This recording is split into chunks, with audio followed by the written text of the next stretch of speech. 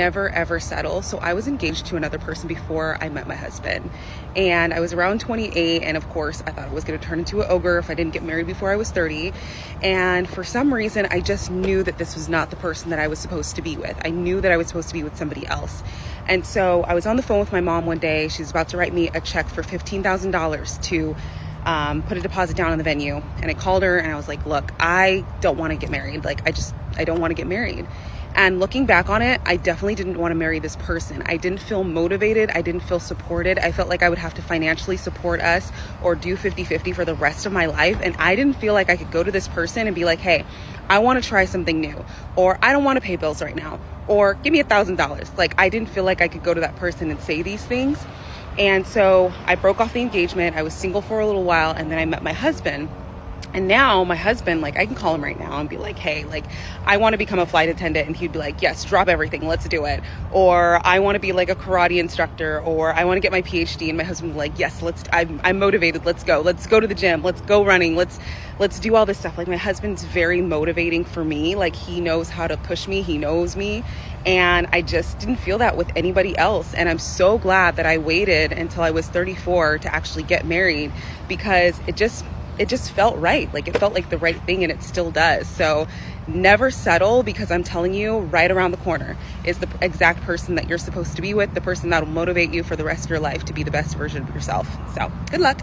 I was in a 10-year relationship. I was engaged for the last 2 years of it, and 2 weeks prior to the wedding, we broke everything off. It wasn't that I realized in those 2 weeks that we weren't compatible, including lifestyle plus other issues. It was that it was a long time coming, and it took me a really long time to choose myself until I chose myself. I kept thinking and convincing myself that things would get better, that as time went on, he would change. And that's the thing that I learned, that people don't change for other people, they change for themselves. And I was dating him and being with him for his potential and what he could be, instead of just seeing who he was and who he was showing me right then and there. To give you guys a little background, we were college sweethearts, so we were growing together. And then it wasn't until we graduated college that we started living together that I saw more of who he was, that we started growing apart. And that's when the issues started coming up. And what I can say is that when you don't have peace of mind, that's how you know that it's your time to leave. And I ignored my intuition for a really long time until I didn't. Get ready with me to tell you how I broke up with my boyfriend of 3.5 years and was engaged. Ultimately, it was my decision, and I'm glad I went through with it, honestly. Was it one of the hardest decisions I've ever had to make for myself? Most definitely. But like I said, I don't regret it, honestly, and I feel like it's for the best of us together. Obviously, there's a lot of logistics I want to share, and just in general, a lot of extra things, but I'm just going to go over the overview. And so overall, and honestly, this is still very hard to share, especially on the internet, but I'm going to, because I'm just like that. But ultimately, I needed more. I feel like I was asking for basically the bare minimum, and when I thought about it, okay, once he did that, maybe it's still the bare minimum. And I asked for a lot of different things for many, many years, forgave for many, many years, and at this point I'm just kind of done. And so for me, I feel like once you keep asking for the same damn thing for years and years, once you finally kind of get it, and if you don't, it just doesn't feel the same. It doesn't feel genuine, because it's like I just harassed you so long to be able to do this one action. So in addition to asking for basically the bare minimum, there's some other details within that I can share in another video. But also, I feel like it was like this mother-son relationship too, where I was like being the mother. And I feel like a lot of girls can relate to that, because I've talked to a lot of friends, things like that. And it's like, I'm sorry, like, I'm not going to be your mother. And once that dynamic hits, then it's like, it just doesn't feel right, I feel like. And I feel like I was just taking a lot of the mental load and just like stuff like that. And it just wasn't fun. Was not enjoyable or happy for me. But that doesn't mean there wasn't happy moments at all. Obviously there was happy moments, but in the end there was so many sad moments and stuff that I had to do alone, cry myself to sleep all the time, and it's just like at some point I was just like, I can't do this anymore.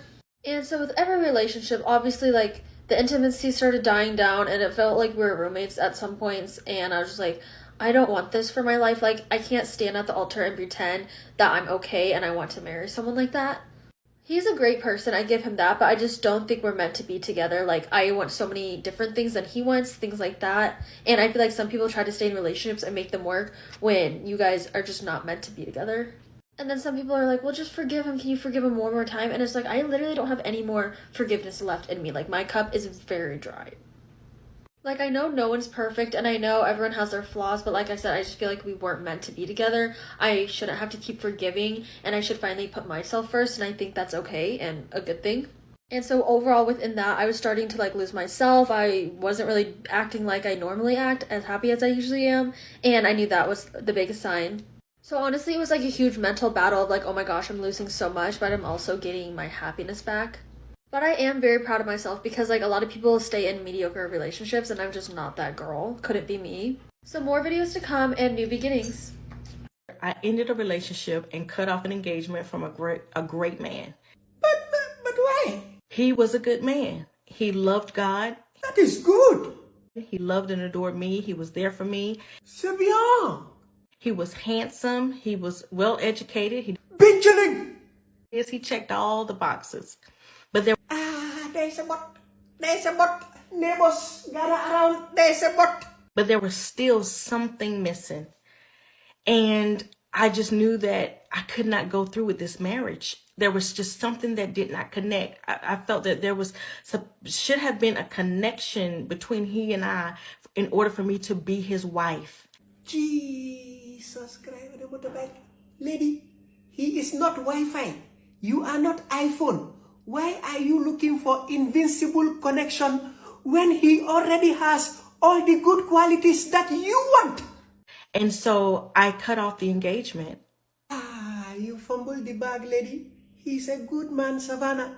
Is it because he did not possess the demonic energy that you ladies seem to be attracted to these days? I don't understand this.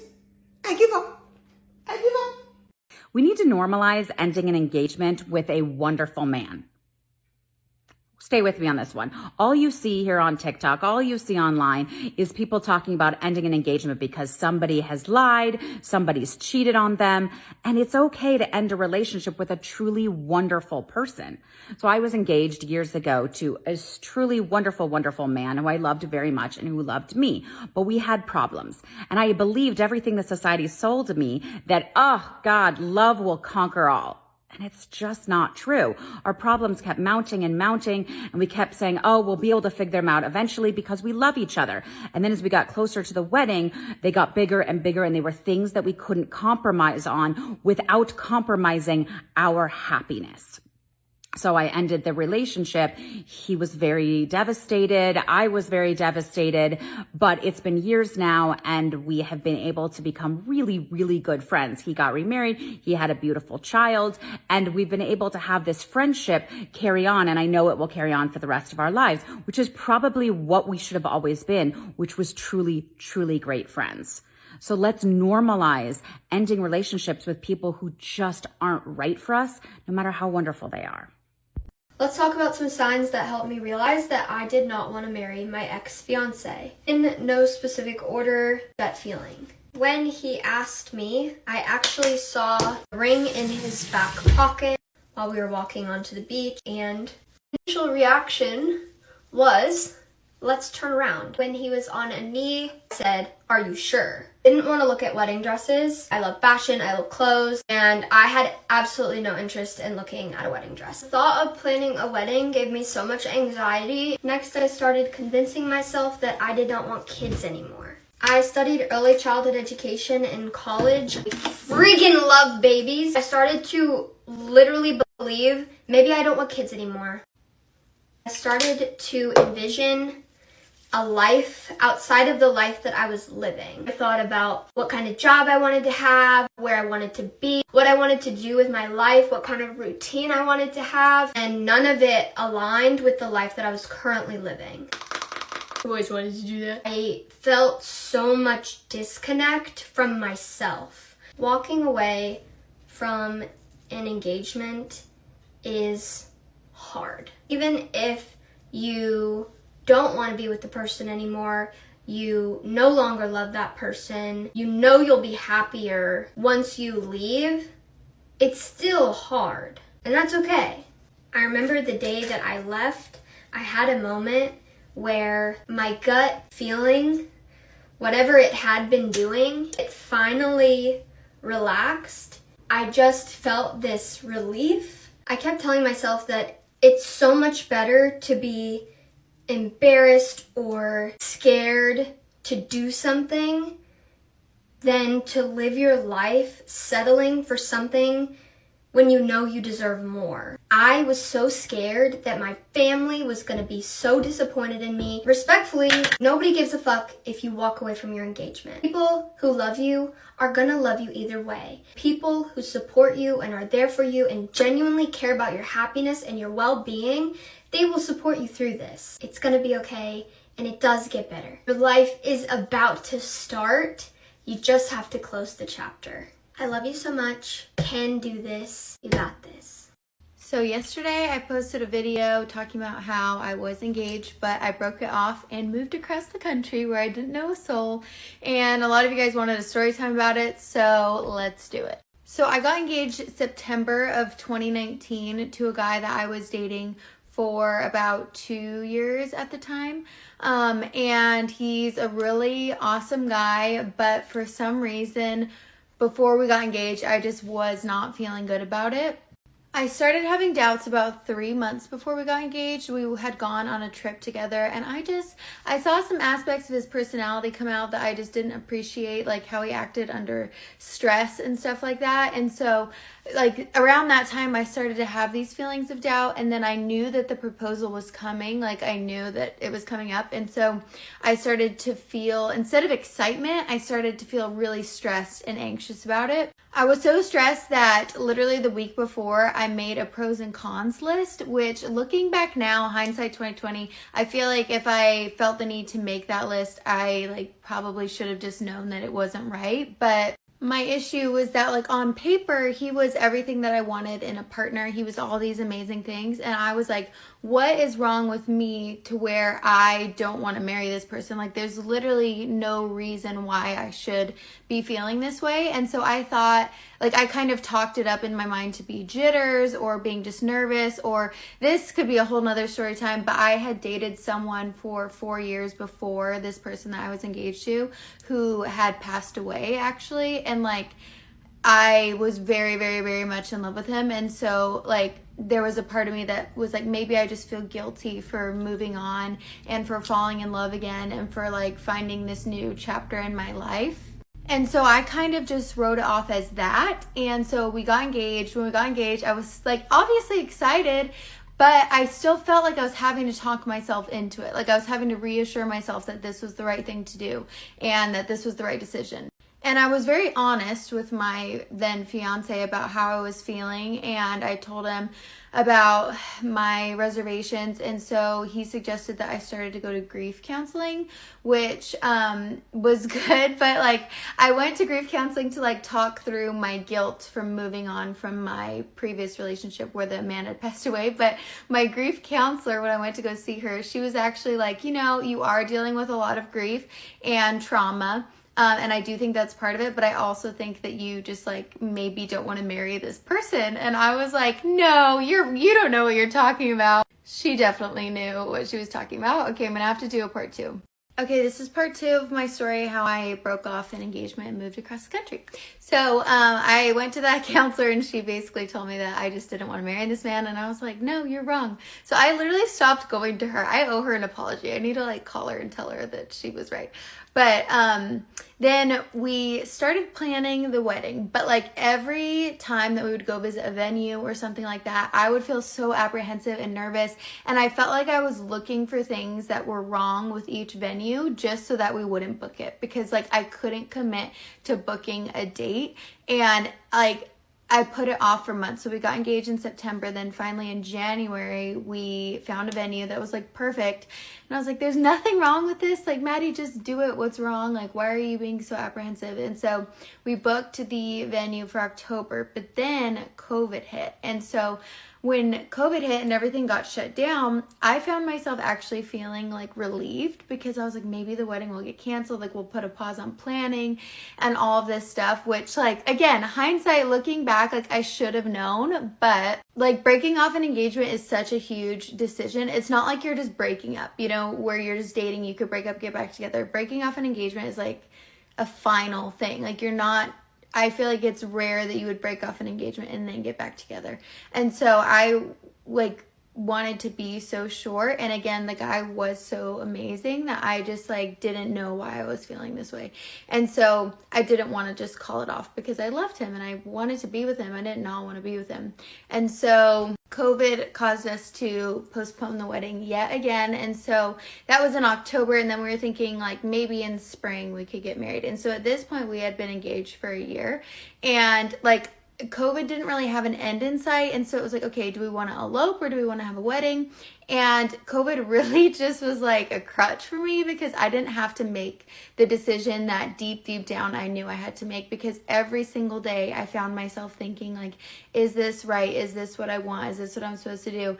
Am I as in love with this man as I know I can be? Because like I said in the last video, I was so in love with the man that I dated before him that like I know how much I can love someone, and I just felt like I loved the guy I was engaged to, but I didn't love him as much as I know I can and as much as I want to love my husband that I'm going to spend the rest of my life with, if that makes sense.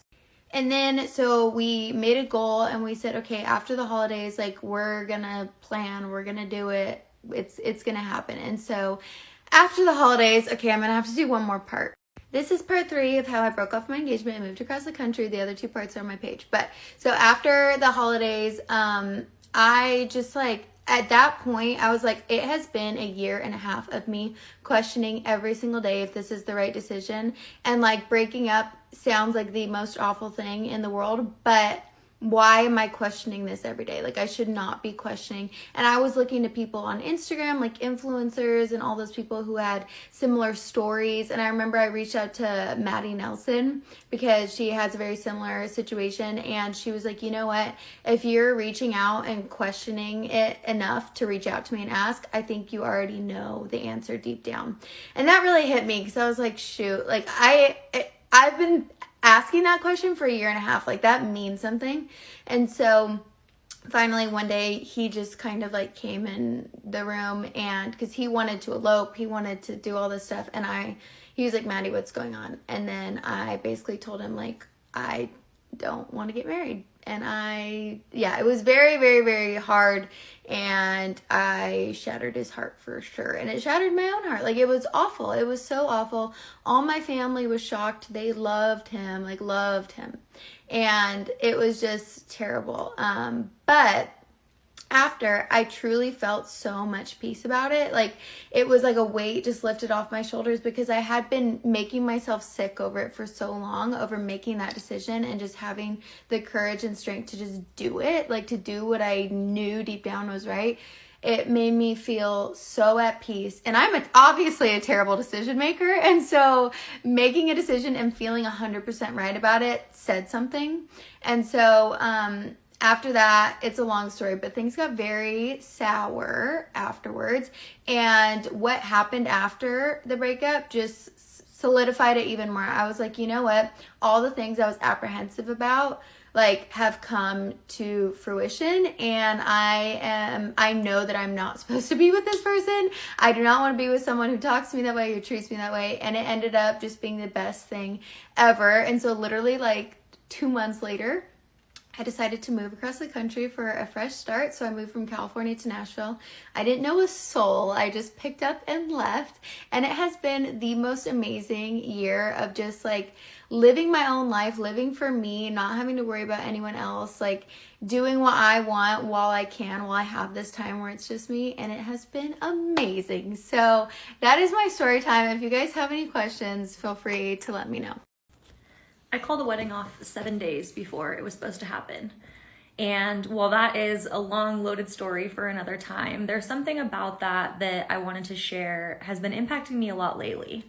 Right after I called the wedding off, I was searching and reaching so desperately for some semblance or sign that everything was going to be okay. And for me in that moment, okay meant I ended up with somebody else, somebody better, and my life looked like the fairy tale that it was supposed to look like just 8 days before that. And now suddenly I'm 7 days before the wedding and my whole life is shattering around me.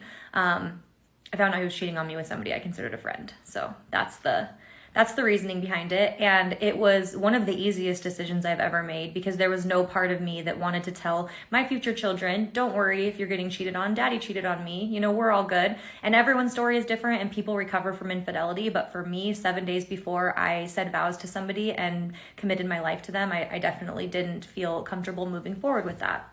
And so after that, I found myself searching for signs and asking people constantly if they knew someone that had experienced something similar, like when was everything okay for them again? Or how do, you know, what was their stories ending? Or are they married now? And I remember one, a former boss in particular had said to me, yeah, I have a friend, the same thing happened within, you know, in a year. She met the love of her life and she was married and everything was wonderful. And I hung on to that hope. And what's crazy is it's now been 7 years since I called my wedding off. And if you had told me in those moments after, oh, hey girl, in 7 years, you're still not going to be married. You're not going to have found this person that you needed to complete you. I think it might have ruined me. Like it would have done some significant damage because I was looking and grasping so desperately at needing this answer. But now 7 years later, I've found a love for myself that I've never had before. I found the person I was looking for and that person was me. And that has had to involve a lot of additional beginnings and endings, a lot of additional heartbreak, a lot of things that if somebody fast forwarded in a crystal ball and said, oh, hey, yeah, guess what, girl, you're 7 years out and still don't have that thing that you think you need to be happy, I wouldn't have wanted to hear that. But I'm here to tell you now that no matter where you find yourself, your path is already set. You already have everything you want within your higher being. Your highest self already has it all. And worrying about finding security only holds you in the past. My life did not turn out the way that I thought or I even hoped it would when I called my wedding off 7 days before it was supposed to happen. But in almost every single way, it's been better. So choose to believe that. The best is still yet to come, and our very best days have not happened yet. And we could not write them up any better than the universe already has planned, even if we tried.